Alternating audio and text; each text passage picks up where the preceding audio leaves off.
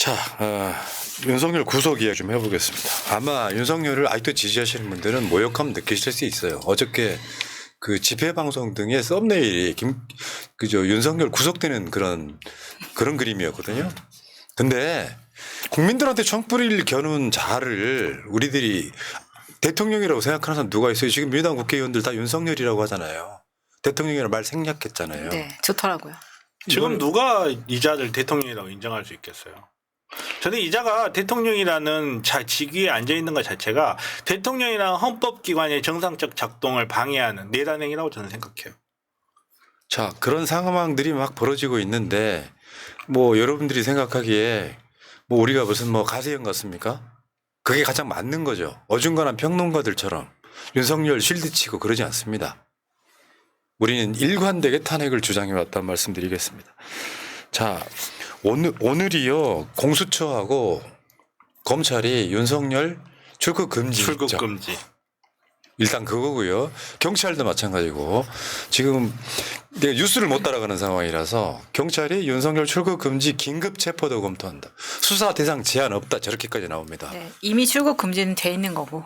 지금 진짜 아마 김지호 경찰청장도 수사 대상이 될 것 같고요. 분위기를 보면 국수본이 하고 있는 거고 나머지 검찰이 하고 있거나 이런 것들은 검찰도 내가 봤을 땐 윤석열 버렸어요. 버렸죠. 현실적으로는. 네, 버렸죠. 근데 이걸 살살 덮을 거냐 말 거냐. 검찰이 해체 안 되는 쪽으로 방향을 잡은 것 같긴 한데요.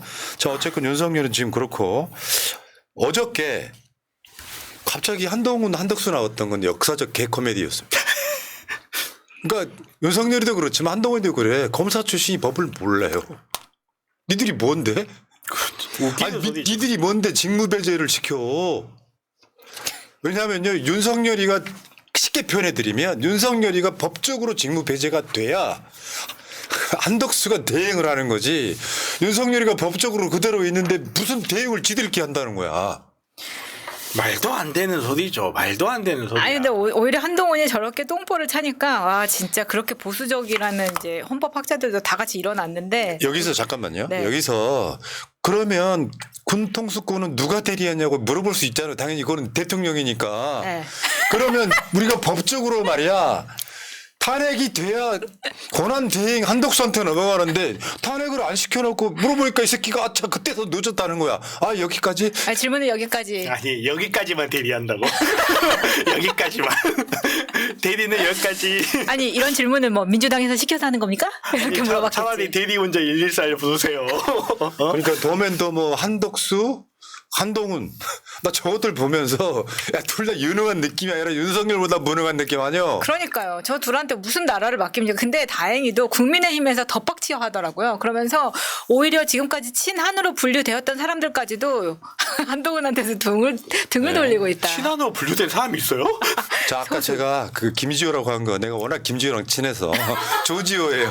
여러분 정정해 드리고. 아무도 뭐 이상한 걸 못 느꼈네요. 네. 1941년에 노르웨이에 비두쿤 퀴슬링이라고 되게 유명한 애가 있어요. 비두쿤 퀴슬링. 노르웨이의 정치인인데 국가 비상 상태에서 정권이 도망을 갑니다. 정권이 도망을 가니까 이 퀴슬링이라는 놈이 갑자기 튀어나와가지고 이제부터 내가 총리다. 아. 내가 정권을 운영하겠다라고 마음대로? 선언을 해요. 예. 그리고 나서 6일 만에 실각하고 총살당합니다. 결말이 해피엔딩인데? 실제로 그런 사례가 왕왕 있어요. 역사를 찾아보면. 이렇게 자기 주제를 모르고 이렇게 튀어나오거든요. 오죽했으면 이거 나오니까 사람들이 골룸 사진 갖고 오잖아요. 골룸 사진 갖고 와죠. 마이트레샤 하는 정말 저는 이거 보고 딱 무슨 생각 났냐면 진짜 거지 똥구멍에 콩나물도 빼먹는 놈이라고. 지금 정말 이만큼 남아있는 윤석열의 그 권한도 서로 뺏어 먹어보겠다고 달려드는 꼴이 정말 이게 인간 군상들의 권력의 모습인가. 아니 나도 기본적으로 그렇게 기자회견을 할 거면 법적 근거가 있어야 되잖아. 그래서 저거를 내란 2차 공범이라고 하는 거예요. 법적 근거가 없잖아. 법적 근거가 없이 지금 대통령이 직무를 배제해버린 거예요. 대통령이 네. 뭐예요? 헌법기관이에요. 법적 근거를 찾으려면 탄핵을 하라고 이 새끼들아. 자, 국무회의 국무회의 심의가 있잖아요. 3일 밤 국무회의 열어서 심의했다 그러는데 저것도 제가 봤을 때는 약간 의혹이 있긴 하거든요. 했다 안 했다. 근데 국회 이제 그 계엄령 해제 절차 이것도 있는데 요걸 안 했다고 하더라고요. 그러니까 그 모든 곳에서 비상계엄이 불법인 거예요. 완전 불법이죠. 국회에 통보를 해야 되는데 통보조차 하지 않은 것. 음. 그리고 이 국무회의에 참석했다는 것 자체가 지금 내란 공범으로 같이 분류될 수 있기 때문에 분류될 수 있는 게 아니라 분류되어야 되는 거죠. 그러니까 대통령의 상당수의 어떤 것들은요 헌법에 규정돼 있어요. 그럼요. 왜냐하면 그게 최고의 통수권자이기 네. 때문에. 그리고 국가의 행위는 법을 지키지 않으면 그건 국가의 행위도 보질 않아요. 그러니까 지금 헌법학자들 얘기 그거잖아. 권한 없는 자가 대통령 직무배제 한동훈 한덕수 말하는 거예요. 이것도 내란이다. 그렇잖아요. 2차 내란이 돼버렸어요 저게. 급하다 보니. 그렇죠. 그럼 우리나라에서 헌법학자라고 하면 대단히 보수적인 사람들 아닙니까? 근데 생방송 중에 막 화를 버럭버럭 내는 걸 보니까 굉장히 안심이 되더라고요. 자, 어쨌건 지금 대통령이 국정 관여 안 한다 그랬었잖아요. 근데 저거 담화 끝나지 몇 시간 만에 국정 관여했습니다. 이상민 사표 수리한 거. 그 대통령이 아니래요. 좀 진지해 줍시다. 왜냐면. 아니 저 진짜 아니 진지해요. 그건 우리가 확인한 바 없으니 저게 얼마나 불법성이 있는지 설명을 해줘야지. 변호사가 개그를 치려고 그래. 하지 마. 사실 저 개그캐입니다. 개그는 마차임 치게 냅두고요. 우리 정변은 좀 해석을 해줘야지. 아니 근데 저 때도 왜냐면 이상민이 사의를 표명했다는 거 그 뉴스만으로도 사람들이 공분을 샀거든요. 왜냐면 이 새끼 인제 와서 왜냐면 이태원 때부터 봤기 때문에 저 사람이 아직도 장관이었어요. 놀라는 사람이 절반이고 여기서 사의를 표명한다고 했는데 그 이후에 사의를 갑자기 이제 받아들인 거 아니에요. 그렇게 안 받아주던 윤석열이 이제서야 그거 너무 놀라운 상황이었습니다. 아직도 대통령 짓을 하고 있구나. 저는 개인적으로 변호사로서 이 자리에서 이야기를 할 때 이게 얼마나 위법 부당한 일인지 이야기하는 건 의미가 없어요. 다들 알잖아요. 제가 이야기하고 싶은 거는 이게 서울대 나온 검사, 이게 서울대 나온 판사, 이게 우리나라 율사들의 모습이에요. 진짜 부끄러워요 개인적으로. 물론 이 사람들은 저를 후배로 인정도 안 할 거예요 아마. 후배 저런 새끼가 뭔데 이렇게 생각하겠지만 정말 같은 법을 공부한 사람인데 어떻게 이럴 수가 있나 정말 부끄러워요. 진짜로. 네. 자, 그래서 이재명 대표의 반응은 저겁니다. 얼굴만 바꾼 2차 내란. 해괴망측하다. 아니 법적인 근거도 없이 비상기업령 내렸는데 법적인 근거도 없이 직무배제를 해. 아무튼 돌대가리들 진짜. 정말 한동훈이 순간적으로 그 몇 시간 동안 너무 좋았어요. 들떠있었지. 너무 완전히 흥분해버렸죠. 들떠있어요. 너무 흥분했지. 지금 얼마 전까지만 해도 댓글 때문에 그렇지. 예찬이한테. 당 대표를 잘리니 뭐 내려오니 하고 있었는데 갑자기 윤석열이 계습자를 하더니 내가 저 자리에 앉을 수도 있겠는데 하고 머리 뚜껑이 벗겨지게 뛰어갔다는 그 전설적인 이야기. 근데 이런 측면이 있죠. 사실은 속내에는 이렇게 질질 끌다가 이재명 대표 대선 후보 못되게 하자 뭐 이런 이야기인데 그것도 틀린 게 내년 상반기 안에 이재명 대표 최종 판결 나오는 재판 있어요? 골 때린 아니 놈들이지 그리고 진짜. 진짜 골 때리는 게 뭐냐면요. 그냥 그렇게 생각합시다. 얘네들 말대로 내년 상반기 안에 판결 나온다 생각합시다. 막말로요. 민주당이 법 바꿔버리면 돼요.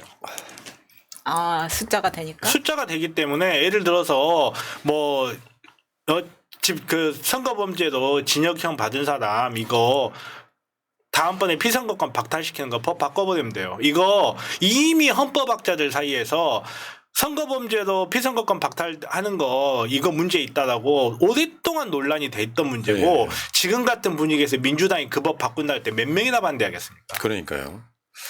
그건 맞습니다. 망상이에요, 망상. 그러니까 골 때리는 거야. 얘네들 법조인 이런 말 내가 아마 지지난주인가 정변 채팅창에 들어와 있을 때 그랬지. 법조인들이라는 게 법을 많이 하는 애들이 아니야. 지들이 필요한 기술만 하는 맞아요. 애들. 아 진짜 부끄러워요, 진짜로. 법을 휘두르는 애들. 자, 어제 김용현이가 갑자기 새벽에 검찰 특수본에 자진 출석했다. 저거는 다른 걸 떠나서요. 지금은 경찰과 검찰이 주도권 싸움 하는 건데 그렇다고 그래서 검찰이 수사를 안 할 생각이 있는 게 아니라 저거는 검찰 애들이 국방부 장관 관저에 갔다고 하더라고요. 그래가지고 쉽게 표현하면 신병 확보하는 거야. 김용현이를 우리가 데리고 있어야 주도권이 생기는 그런 부분이거든요. 다 다른 한편에서 보면 검찰 해체 안 당하려는 노력이에요. 그렇죠. 그러니까 한 달 전에 그런 이야기 했었는데 윤석열이 자기의 권력을 유지하는 방법으로 군을 선택한 순간 검찰은 윤석열 쳐야 살아요. 왜냐하면 여러분들 기억하시겠지만 1980년대까지만 하더라도 검사는요 법조인 중에 핫발이었어요. 검사라는 직업이 경찰한테도 얻어터져 국정원한테 얻어터져 이런 직업이었어요. 근데 죄송합니다. 군이 빠져나가고 그 군의 빈자리를 검찰이 채우면서 검찰이 지금의 무소불위의 권력을 갖게 됐어요. 근데 그 자리에 다시 정보원이나 군을 채우려고 했던 자가 박근혜였어요. 그리고 박근혜는 검찰에 축출되죠. 그리고 윤석열이 자기네들이 믿고 따랐던 선배인 윤석열을 그 자리에 꽂았는데 그 윤석열이 어느 순간부터 검찰을 믿지 않고 군을 통해서 자기의 권력을 장악해 나가려고 했을 때 이미 검찰은 윤석열을 어떻게 했어야만 했어요. 그리고 지금 상태에서 정권이 바뀌게 되면 검찰은 무조건 죽어요. 누가 들어와도 죽어요. 그 상황에서 검찰이 살 수 있는 유일한 방법은 어게인 2017이에요. 2017년 당시에는 여러분들 지금으로서는 상상도 못하겠지만 그때는 국가기관 중에 신뢰도 가장 높은 기관이 검찰이었어요. 그때 당시에 정치인들 때려잡아 판사 때려잡아 그때 당시에 맨 앞에 우두머리가 그때 수계가 윤석열이었어요. 맞죠. 예. 그러면 우리가 여기에서 윤석열 잘 때려잡으면 우리가 제2의 윤석열이 될 수, 그건 좀 이상한데. 아무튼 우리가 다시 권력을 잡을 수 있다는 망상을 안 할 리가 없거든요. 그런데 그 검찰 끝나는 게 제 재판 전에 끝날 수 있나요? 아니, 그게 문제가 아니라 정권이 바뀌어도 마찬가지 재판은 계속 됩니다. 아, 짜증나. 그게 문제가 아니고 저는 이렇게 봅니다. 저렇게 검찰이든 경찰이든 수사를 열심히 해. 결국은 특검으로 수렴됩니다. 결국은 그렇게 돼요. 결국은 그렇게 되죠. 그러면 이제 특검에 이제 저 수사팀장이지 그때 뭐였지 윤석열이가 그 자리에 친윤 검사 하나 인정해도 괜찮아요. 그래서 윤석열이를 애지중지 시켰던 놈들 중에 하나를 윤석열 직접 베게 만들어야 돼. 맞아요. 난 그랬으면 좋겠어. 오히려 더 잘할 거예요. 지금은 윤석열하고 가까운 순서 윤석열한테 가오갈 겁니다. 원래 그런 거예요. 원래 자기가 살아야 되니까. 원래 일본 놈들이 조선인이라는 표현은 그 시대 때문에 그렇게 이야기한 거예요. 조선인들을 앞제비로 쓰는 이유가요. 더 가혹하기 때문이에요. 똑같이 업무를 하더라도 일본인이 조선인한테 관대하게 해주면 저 새끼 왜 저런데 하고 마는데 조선인이 조선인한테 관대하게 해주면 저 새끼 역시 어쩔 수가 없어. 이런 이미지를 박히기 때문에 더 가혹하고 더 혹독해져요. 이 정말 검찰 중에 최측근 거기에다가 한두 놈 심어놓고 윤석열 물어 뜯어 지 살라고 아주 뼈까지 발고내낼 겁니다. 아마. 예, 좋아. 맞습니다. 자, 어쨌건 오늘 나온 보도들 중에 이거 한번 볼게요. 북한 원점 타격 거부하니까 김용현이 합참의장한테 개념 없는 놈이라고 폭언했다는 거야. 그러니까 지금 그거 나왔었죠. 김용현이가 무인기 사태를 주도했다 그러죠. 국정원하고 해가지고 대한민국이 보낸 건 맞고요. 그래서 북한이 맞았네. 도발하게 만들어서 그걸 핑계로 국지전을 유도해서 계엄령 하려고 했던 건데 북한이 도발을 안 해주네. 그러니까 뭔가 꽂혀있던 이 새끼들이 국회를 향해서 비상계엄을 내리면서 그 사건을 저지른 거야. 그러니까 자기네들 나름대로도 뭔가 계엄을 내릴 만한 핑계가 필요하다라고 보는 거잖아요. 얘는요 제가 봤을 때는 사형 3관왕이에요. 네. 우선은 내란죄 수개로 사형이고요. 그다음에 북한에다 미사일 쏘려고 했다 전쟁을 유도한 거잖아요. 외환죄. 외환죄는 적과의 직접적인 통모가 있어야 되기 때문에 외환죄는 약간 좀 애매하긴 해도 사형 2관왕이요. 그리고 이적죄 중에요. 시설물 제공 이적죄라는 게 있어요. 우리나라 드론을 북한한테 제공해 준 거예요. 아니 그게 웃고 넘어갈 일이 아니라 우리나라의 첨단 기술이 집약되어 있는 드론이 북한으로 넘어가게 되면 북한은 그 드론 뜯어봐가지고 자기네 드론 개조하고 우리나라 국군이 드론을 어떻게 운영하는지 그러네. 내용을 알게 되는 거예요. 예. 아니 근데 그런 식으로 해서 도발을 원했으면 이명박 때는 그래도 돈이라도 쥐어지고 했었거든요. 근데 여기는 완전 양아치 정권이야. 아니 돈을 쥐어주면 저쪽이 과민 반응을 안 하잖아. 예. 그냥 갖다 때려보내 과민 반응을 하지. 자, 근데 지금 윤석열 내각이 초토화됐습니다. 내란 수사 대상자 한번 볼게요. 한덕수 총리, 이상민 지금 사퇴했죠. 최상목 부총리, 박성재 법무부 장관, 조태열 외교부 장관, 주규용 보건복지부 장관, 김용현 전 국방부 장관, 박안수 계엄사령관, 곽종근 특수전사령관, 이진우 수방사령관, 여인영 방첩사령관, 조지호 경찰청장, 김봉식 서울경찰청장, 김용호 통일부 장관, 오영주 중소벤처기업부 장관, 송미령 농림축산식품부 장관. 그러면 지금 어떤 놈은 탄핵당했고 어떤 놈은 사퇴했어요. 김용현이나 이상민 같은 경우는. 근데 그 자리에 올리는 것도 불가능해져 가지고요. 정말 쑥대밭 돼버렸습니다. 윤석열 하나 때문에. 그러니까 윤석열이 계엄 선포할 때 그랬거든요. 반국가 세력을 일거에 휩쓸어버릴 거라고. 진짜네. 진짜 반국가 세력을 일거에 쓸어버리셨어. 좋다. 자, 그 김용현이는 지금 대형 로펌을 일단 선임을 했고요. 아, 나 진짜.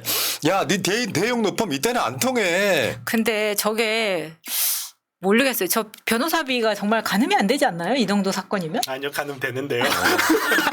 자, 누가 맡았는지 대충 보여드리고 뭐 여러분들 많이 아실 필요 없고 윤상혁 변호사라고 있고요.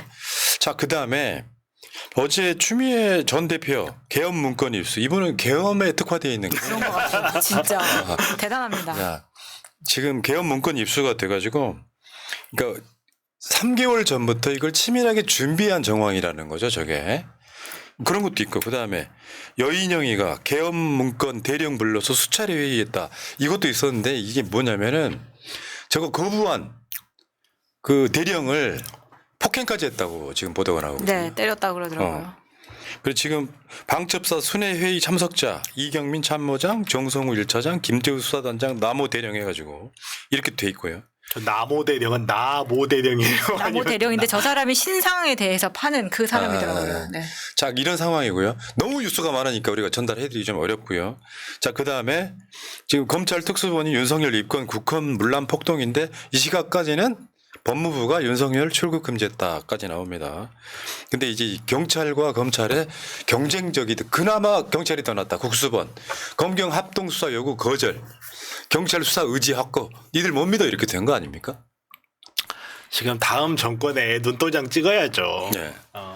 그리고 경찰은 진짜로 이번에 수사 제대로 하면 사실 지금까지도 검찰에 제한적으로 수사권을 주는 이유가 경찰을 믿는 게 가능하냐. 기존에 검찰이 계속 수사를 해왔으니까 일부 사건들은 검찰이 맡고 있는 게 낫다라고 생각했는데 이번에 경찰이 제대로 수사하면요. 경찰은 모든 수사권 온전히 다 가질 수 있어요. 예.